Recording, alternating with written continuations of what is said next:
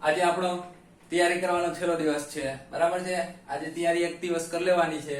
હજી આપણી પાસે આજનો દિવસ અને આજની નાઈટ બરાબર એટલો સમય છે, તો જેટલું કવર થાય એટલું વાંચી લ્યો, રિવિઝન કરી લ્યો, બરાબર છે। આપણે ટીચિંગ એપ્ટિટ્યુડ નો આ છેલ્લો વિડિયો કે જેમાં ઇમ્પોર્ટન્ટ જે વસ્તુ છે એ બધી લઈ લેવામાં આવશે। એમાંથી કોઈ પણ એક એમસીક્યુ કદાચ પૂછાઈ શકે છે, લગભગ એકાદો એમસીક્યુ આવશે ને આવશે, બરાબર છે। ટીચિંગ એપ્ટિટ્યુડ નો ઇમ્પોર્ટન્ટ લેક્ચર છે, આ છેલ્લો લેક્ચર છે, બરાબર છે। તમે જોવાનું ના ચૂકતા, છેલ્લે સુધી જોડાઈ રહેજો, બરાબર। ચાલો સ્ટાર્ટ કરીએ। ચાલો જોઈએ બુનિયાદી શિક્ષણ વર્ધા, બરાબર, વર્ધા યોજના। હવે આને શું કહેવાય? નઈ તાલીમ કહેવાય, નઈ તાલીમ પણ કહેવાય બુનિયાદી શિક્ષણ વર્ધા યોજનાને, બરાબર। હવે કેને આપી હતી? ગાંધીજી। એ ગાંધીજીના વિચાર હતા। બુનિયાદી શિક્ષણ વર્ધા યોજના, નઈ તાલીમ ગાંધીજીના વિચાર હતા, બરાબર। હવે ડોક્ટર ઝાકિર હુસેન, ડોક્ટર ઝાકિર હુસેન છે ને એ અધ્યક્ષ, એના અધ્યક્ષ હેઠળ હતું।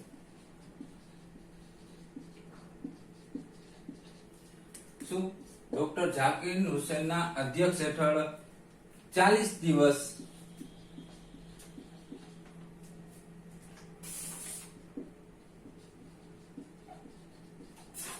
ડિસેમ્બર 1937, બરાબર, 1937 માં રજૂ કર્યું। ઝાકિર હુસેનના અધ્યક્ષ હેઠળ 40 દિવસ લીધા અને ડિસેમ્બર 1937 માં રજૂ કર્યું। શું? વર્ધા યોજના, નઈ તાલીમ, બુનિયાદી શિક્ષણ, બરાબર છે। હવે આ બુનિયાદી શિક્ષણ હતું શું? તો કે બુનિયાદી શિક્ષણમાં અમુક બાબતો કહેવામાં આવી હતી। એક તો જો 7 થી 14 વર્ષના બાળકોને મફત અને ફરજિયાત શિક્ષણ, બરાબર, મફત અને ફરજિયાત શિક્ષણ, બરાબર, ફરજિયાત સાર્વત્રિક, અહીંયા આવો શબ્દ યુઝ કરજો, બરાબર, સાર્વત્રિક શિક્ષણ। હવે આ શિક્ષણનો સમયગાળો કેટલો હતો? બુનિયાદી શિક્ષણનો સમયગાળો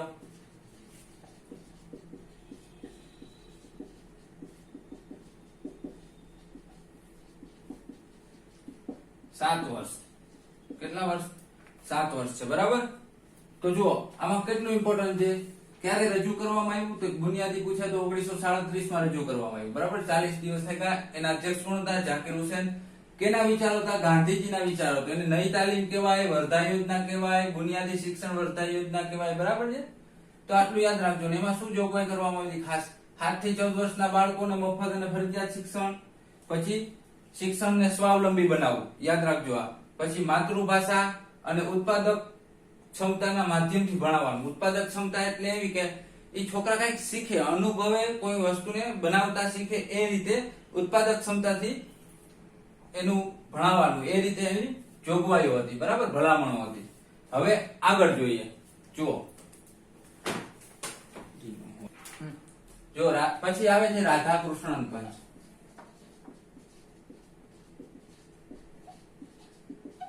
બરાબર, રાધાકૃષ્ણ પંચ।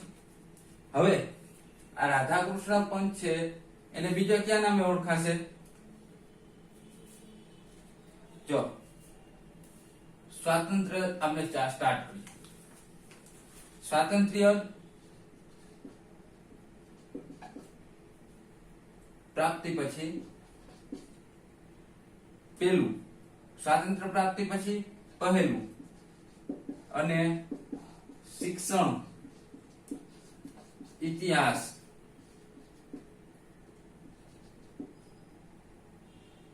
ચોથું પંચ છે।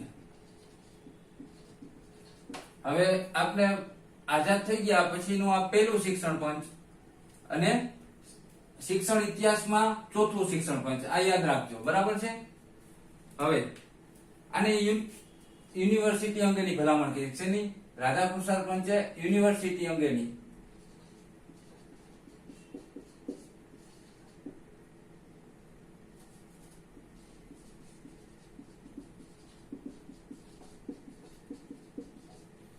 બરાબર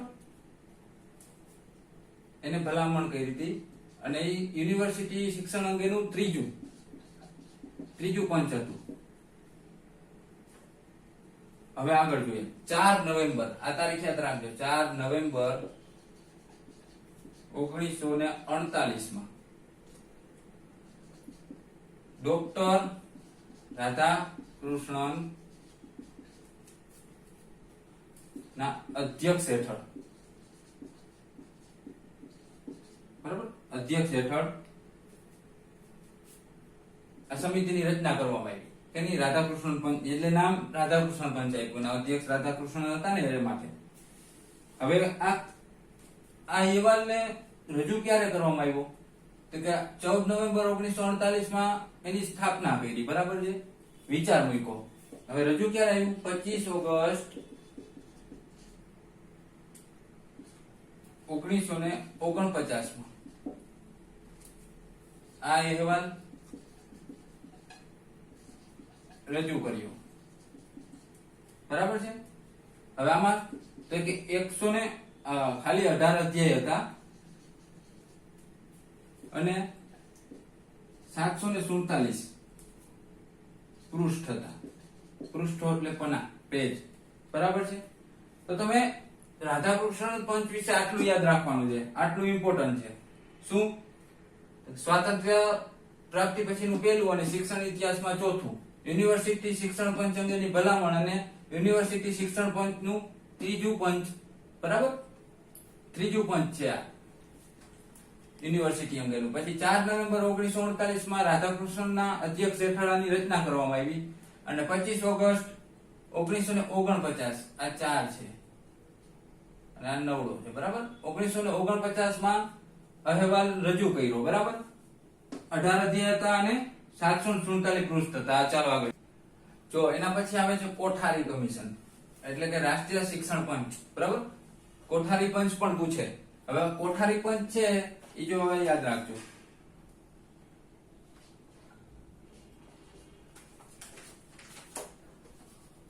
ઓગણીસો 1964 માં 14 જુલાઈ grant commission of university grant commission ના અધ્યક્ષ કોણ હતા? યુનિવર્સિટી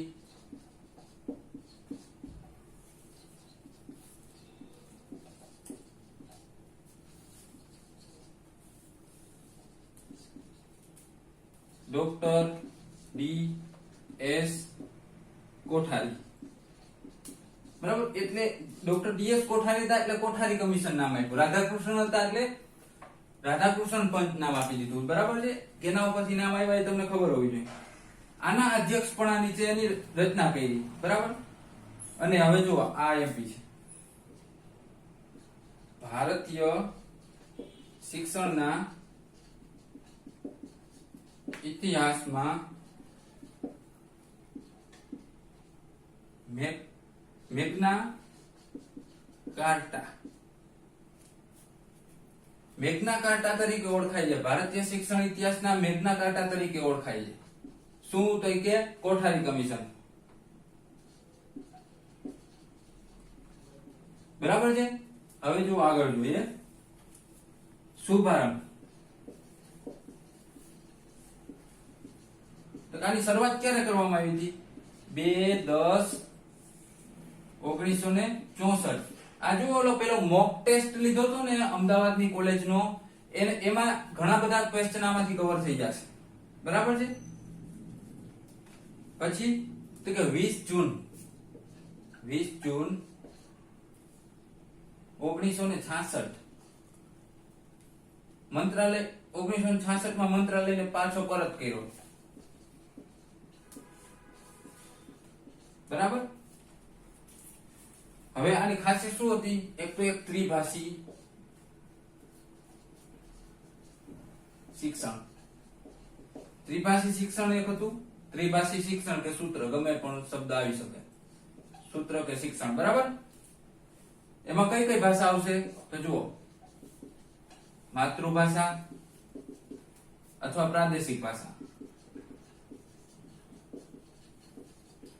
પછી બીજી આયક થઈ ગયું, બરાબર. પછી હિન્દી કા અંગ્રેજી અથવા અંગ્રેજી, અને ત્રીજી તો કે આધુનિક ભારતીય ભાષા અથવા તો વિદેશી ભાષા, બરાબર છે. તો આમાં મિત્રો આટલું ઇમ્પોર્ટન્ટ છે, બરાબર છે. યાદ રાખજો, 1964 માં 14 જુલાઈના રોજ યુનિવર્સિટી ગ્રાન્ટ કમિશન અધ્યક્ષ હેઠળ કોણ હતા તો કે ડો ડીએસ કોઠારી રચના થઈ. પછી એનો શુભારંભ ક્યારે થયો તો કે 2/10/1964, બરાબર. અને 20 જૂન 1966 માં મંત્રાલયને પરત કરવામાં આવ્યો. તો આ 1964 એક યાદ રાખજો, કારણ કે ઈ ઓલા અમદાવાદ વાળા પેપરમાં મોક ટેસ્ટમાં પૂછાઈ ગયું છે. ત્રિભાષી સૂત્ર એમાં મહત્વનું છે, માતૃભાષા, પ્રાદેશિક ભાષા, હિન્દી અથવા અંગ્રેજી, અને આધુનિક ભારતની ભાષા અને વિદેશી ભાષા, બરાબર છે. તો આગળ જોઈએ, જો ત્યારબાદ કયું આવશે, રાષ્ટ્રીય શિક્ષણ નીતિ 1986 અને કાર્ય યોજના કેને આપી હતી, રામમૂર્તિ સમિતિએ, બરાબર, 1992 માં. હવે આમાં શું ખાસિયત છે, એટલે કે આને હન્ટર કમિશન કહેવાય, હન્ટર કમિશન, બરાબર. યાદ રાખજો, હન્ટર કમિશન આવે તો એમાં રાષ્ટ્રીય શિક્ષણ નીતિ 1986 ને લગતું કંઈક હોય. આ એક છેલ્લું પંચ હતું, શેનું, સર્વાંગી વિકાસ માટેનું,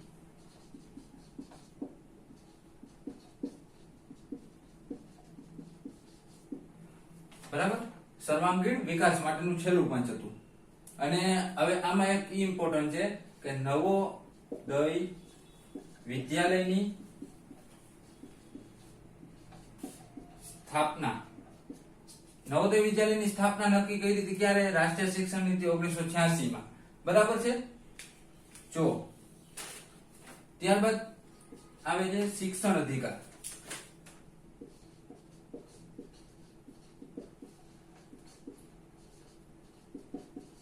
શિક્ષણ અધિકાર 2009, બરાબર.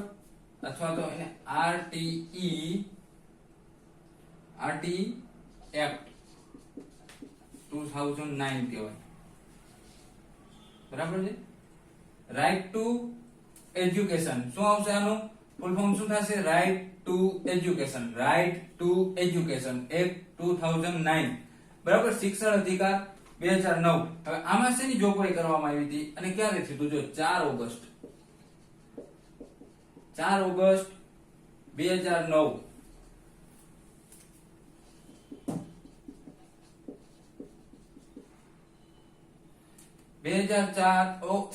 2009 ના રોજ પસાર કરવામાં આવ્યું. શું, શિક્ષણ અધિકાર 2009 ના અમુક કાયદા નિયમો. પછી રજૂ કરવામાં આવ્યું, ટૂંકમાં વચ્ચે પ્રસાર મૂક્યો 1 એપ્રિલ 2010 થી અમલમાં આવ્યું, બરાબર છે. હવે ભારતમાં 6 થી 14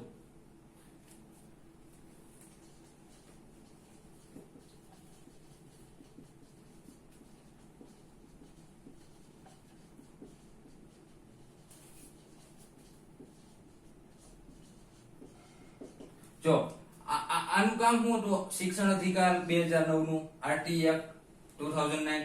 ભારતમાં 6 થી 14 વર્ષના બાળકોને મફત અને ફરજિયાત શિક્ષણ આપવાનું હતું, બરાબર છે. મફત અને ફરજિયાત શિક્ષણ આપવાનું હતું. ક્યારે પસાર થયું હતું કે 4 ઓગસ્ટ 2009, અને અમલ ક્યારે થયો 1 એપ્રિલ 2010 થી, બરાબર છે. તો ચાલો આગળ જોઈએ. જો એના પછી આવશે માધ્યમિક શિક્ષણ પંચ, બરાબર. માધ્યમિક શિક્ષણ પંચ, આમાં શું કરવામાં આવ્યું હતું તો કે માધ્યમિક શિક્ષણ છે, જે માધ્યમિક શિક્ષણ, પ્રાથમિક પછી આવે માધ્યમિક, માધ્યમિક શિક્ષણ વિશેની ભલામણ કરી હતી. શેના વિશેની, માધ્યમિક.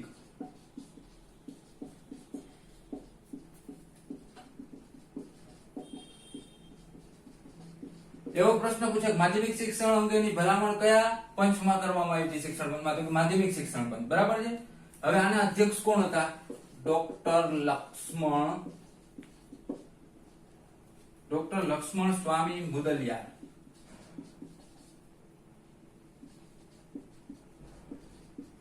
બરાબર છે. ડોક્ટર લક્ષ્મણ સ્વામી મુદલિયાર એ અધ્યક્ષ હતા. હવે આને મુદલિયાર કમિશન પણ કહે.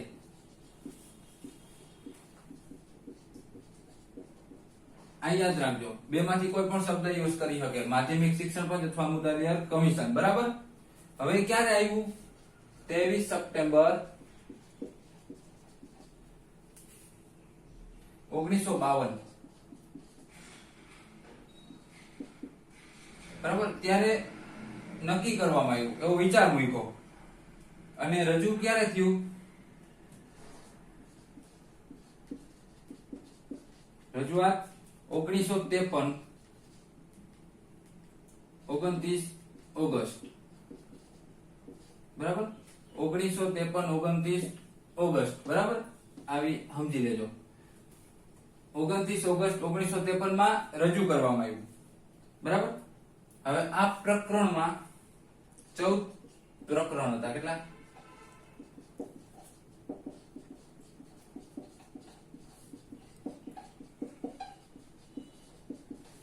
આ 14 પ્રકરણમાં કુલ 120 પાનાનો વ્યવહાર હતો. એ બધા જ પાનામાં શું હતું? તો કે માધ્યમિક શિક્ષણ અંગેની ભલામણ હતી કે સારું કઈ રીતે કરી શકાય, એમાં સુધારા વધારા કઈ રીતે કરી શકાય. બરાબર છે. તો ચાલો આગળ જોઈએ. જુઓ, આ ઇમ્પોર્ટન્ટ છે તમારા માટે, આ ખાસ ઇમ્પોર્ટન્ટ છે કે રાષ્ટ્રીય શિક્ષણ નીતિ 2020 આવી. બરાબર છે. એ ક્યારે અમલમાં આવશે? તો કે 2022 સુધીમાં.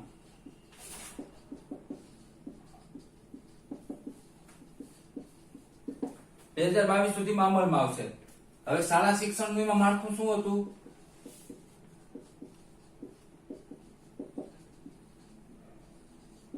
તો કે 5 3 3 +4. બરાબર. 5 3 3 +4. 5 એટલે કે યુકેજી એલકેજી પહેલું બીજું ધોરણ. બરાબર. પછી અહીંયા ત્રીજા પછી 3 4 અને 5 6 7 8 પછી 9 10 11 ને 12. આ રીતે શાળા શિક્ષણ નક્કી કરવામાં આવ્યું હતું. કયા આવશે અહીંયા? જો એલકેજી યુકેજી 1 2 અને હજી એક આગળનું આવે છે. બરાબર. 3 પછી અહીંયા 4 5 ને 6 7 8 9 અને જો એક મિનિટ, યુકેજી એલકેજી અને આગળ હજી એક આવશે. બરાબર. પછી આવશે પહેલું અને બીજું ધોરણ. પછી આ 3 માં તો કે ત્રીજું ચોથું અને પાંચમું. પછી આ 3 માં છઠ્ઠું સાતમું અને આઠમું. પછી આ 4 માં 9 10 11 અને 12. બરાબર. પેલા શું હતું? 10 + 2 હતું, 10 + 2. અત્યારે 9 10 11 12 થઈ ગયું છે. બરાબર. હવે આગળ જોઈએ. જો તો આગળ જુઓ, ઓનલાઈન અને ડિજિટલ. ઓનલાઈન અને ડિજિટલ શિક્ષણની ભલામણ કેમાં કરવામાં આવી? તો કે રાષ્ટ્રીય શિક્ષણ નીતિ 2020 માં. બાકી ક્યાંય કરવામાં આવી નથી. બરાબર. હવે એમાં આના ઉદાહરણ જોઈએ. જુઓ, સ્વયં, બરાબર, આ કેપિટલમાં લખજો. સ્વયં, દીક્ષા એપ, આ બધા ઓનલાઈન ડિજિટલ શિક્ષણના છે. બરાબર. પછી વર્ચ્યુઅલ પ્રયોગશાળા જોઈએ તો કે દીક્ષા. બરાબર. પછી સ્વયં,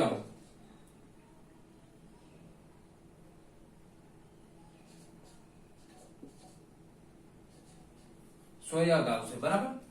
પછી સ્વયં પ્રભા,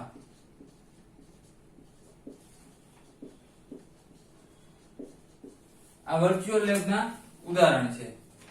અને રાષ્ટ્રીય મૂલ્યાંકન માટે જો આમાં રાષ્ટ્રીય મૂલ્યાંકન,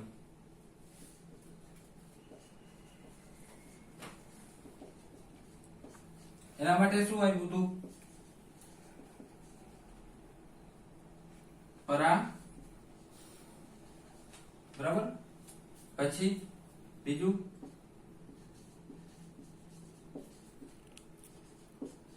પરાખ, બરાબર. એટલે કે પરાખ આપ્યું હતું, પરાખ, PARAKH, પરાખ, રાષ્ટ્રીય મૂલ્યાંકન માટે. તો આ ઇમ્પોર્ટન્ટ છે રાષ્ટ્રીય શિક્ષણ નીતિ માટે, બરાબર. 2020 આ એક એનું શાળા માળખું 2022 સુધીમાં આવશે. કયા કયા ધોરણ આવશે જોઈ લેજો. ઓનલાઈન અને ડિજિટલ ની ભલામણ કરી દીધી. એના ઉદાહરણ આવશે સ્વયં દીક્ષા, વર્ચ્યુઅલ લેબ તરીકે દીક્ષા, સ્વયં પ્રભા, બરાબર છે. પછી રાષ્ટ્રીય મૂલ્યાંકન માટે આવશે પરખ. ચાલો આગળ જોઈએ. જુઓ, આ ઇમ્પોર્ટન્ટ ક્વેશ્ચન છે જે અમદાવાદની મોક ટેસ્ટમાં પૂછાયેલા છે અને થોડાક બીજા પણ ઉમેરેલા છે. તો તમે યાદ રાખજો, બરાબર છે. કારણ કે આમાંથી પણ કોઈ MCQ પૂછાઈ શકે છે. આ ઇમ્પોર્ટન્ટ છે, કરંટ માટે ઇમ્પોર્ટન્ટ છે, એજ્યુકેશન માટે પણ ઇમ્પોર્ટન્ટ છે. તો એજ્યુસેટ શું છે? શિક્ષણ ઉપગ્રહ. પછી ઉત્તર પ્રાથમિક શાળાના લાયકાત માટે કેટલું એજ્યુકેશન જોઈએ? તો કે ઉત્તર શાળાના પ્રાથમિક શાળાના શિક્ષક ખૂબ બનવું હોય આપને તો એક તો સ્નાતક, પછી પ્લસ BEd, બરાબર. સ્નાતક પ્લસ BEd, સ્નાતક એટલે graduation, plus bachelor of education. પછી ગુજરાત રાજ્યના શિક્ષણ મંત્રી કોણ છે? ભૂપેન્દ્રસિંહ ચુડાસમા. મુખ્યમંત્રી વિજય રૂપાણી. કેન્દ્ર સરકાર દ્વારા પ્રાયોજિત MOOC પ્લેટફોર્મ એ કેનું છે? સ્વયં. યાદ રાખજો, આ MP છે. જી શાળા, આ મોસ્ટ ઇમ્પોર્ટન્ટ. જી શાળા એટલે કે ઇંગ્લિશમાં લખ્યું જી શાળા એપ શિક્ષણ જગત માટે કેને લોન્ચ કરી? તો કે ગુજરાતે.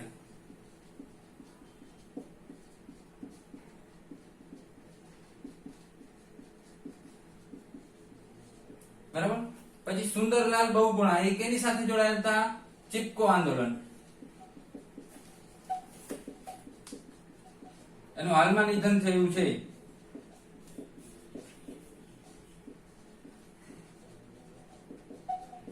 બરાબર. પછી ઇન્ટિગ્રેટેડ ટેસ્ટ રેન્જ મિસાઇલ પરીક્ષણ સુવિધા વાળું કલામ ટાપુ ક્યાં આવ્યું છે? ઓડિશામાં. ઓડિશા, બરાબર. ઓડિશામાં આવ્યું છે. ઇન્ટિગ્રેટેડ ટેસ્ટ રેન્જ મિસાઇલ પરીક્ષણ સુવિધા વાળું કલામ ટાપુ ઓડિશામાં આવ્યું છે. તમાશા, તમાશા એ કયા રાજ્યની નૃત્ય કલા છે? બરાબર. તો એમાં આવશે ઉત્તર પ્રદેશ. હવે તમારે જીકે માટે શું કરવાનું છે? તો કે જુઓ, આમાંથી ખબર પડે કે બધા રાજ્યના નૃત્ય તમારે સામાજિક વિજ્ઞાનના કન્ટેન્ટમાં આવી જાય છે, પરંતુ ના તમે વાંચ્યું હોય તો આટલું કરી લેજો, બરાબર છે. બધા રાજ્યના તહેવારો અને નૃત્ય યાદ રાખી લેજો, બરાબર. પછી એક તમારે બીજું શું યાદ રાખવાનું છે કે મંત્રીઓ, કેબિનેટ મંત્રીમાં સુધારો આવ્યો છે, ટીશક જેવા. તમારે ઈ બધા કેબિનેટ મંત્રી કયા ખાતું સંભાળીને બેઠા છે એ. પછી તો કે 7 રાજ્યના ગવર્નર બદલ્યા છે, બરાબર. રામનાથ કોવિંદ હેઠળ ગવર્નર બદલ્યા છે, રાજ્યપાલ, એ યાદ રાખવાનું છે. પછી તો કે દરેક રાજ્યના મુખ્યમંત્રી એટલે આપની આજુબાજુના રાજ્યના તો તમારે યાદ રાખી જ લેવાના. રાજસ્થાન, મધ્યપ્રદેશ, યુપી, બરાબર. આ બધાના તમારે ખાસ યાદ રાખવાના છે. મહારાષ્ટ્ર. પછી આપણે શું યાદ રાખવાનું છે? આ કરંટ અફેર જેટલું કરાયું આપને એ બધું એકવાર રિવિઝન કરી લેજો. અને ખાસ મિત્રો, આ આપણો બોર્ડ પરનો છેલ્લો વિડિયો છે, બરાબર છે. તમને ભણાવતો હોય એવો. હવે તમને હું 2019-2020 ના પેપર કેવું આવશે એવું તમને હું બતાવી દઈશ. ઓરિજિનલ છે મારી પાસે, પેપર પડ્યું છે, બરાબર છે. અને એના MCQ પણ તમને સોલ્વ કરાવી દઈશ ડાયરેક્ટ પેપર થ્રુ. અને કોમ્પ્યુટરનું મટીરીયલ્સ અવેલેબલ છે ટેલિગ્રામમાં, ડિસ્ક્રિપ્શનમાં લિંક આપેલી છે. એકવાર ખાલી વાંચી જાશો ને એટલે તમારા 15 માંથી 15 માર્ક્સ આવી જશે. એકવાર ખાલી વાંચવાનું છે, બહુ જાજુ નથી, થોડુંક જ છે. અને જે મિત્રો ટેલિગ્રામ ચેનલમાં નથી જોડાયા એ જોડાઈ જાજો, અથવા તો મને જો ટાઈમ મળી જ જશે, બરાબર છે, તો હું યુટ્યુબમાં એ મટીરીયલ અવેલેબલ કરી દઈશ વિડીયો સ્વરૂપે, બરાબર છે. તો મિત્રો તૈયારી કરો. All the best. જય હિન્દ.